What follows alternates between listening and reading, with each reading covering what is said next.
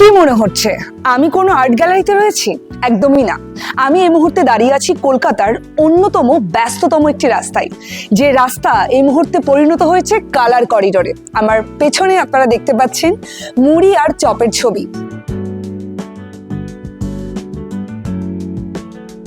কলকাতা শহরের এই রাস্তা এখন হয়ে উঠেছে ছবি প্রেমীদের কাছে এক অনন্য জায়গা। বিভিন্ন জায়গা থেকে মানুষরা আসছেন, ছবি তুলছেন এবং সোশ্যাল মিডিয়ায় পোস্ট করছেন। নতুন বছরের শুরুতেই স্টার্ট ইন্ডিয়া ফাউন্ডেশন এবং এশিয়ান পেন্টস এই দুইয়ের যৌথ সম্মিলনে সাজিয়ে তোলা হয়েছে এই রাস্তা। জানিয়েছেন এই রাস্তার যিনি শিল্পকর্ম করেছেন সেই চিত্রশিল্পী সায়ন মুখার্জি, এবং তিনি জানিয়েছেন এই যে চিত্রকল্প তার পেছনের একটাই মেসেজ, ঘরের বাইরেও ঘর।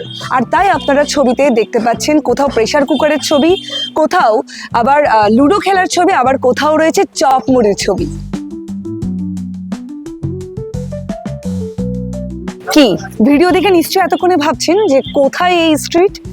আপনাদের জানিয়ে রাখি, বালিগঞ্জ সার্কুলারের একেবারে কাছেই অবস্থিত ডিওডার স্ট্রিটেই এই সুন্দরভাবে রাস্তার দুপাশে সেজে উঠেছে এই সুন্দর সুন্দর ছবিগুলো। তাই আর দেরি না করে অপেক্ষা করছেন কেন? আপনারাও চলে আসুন।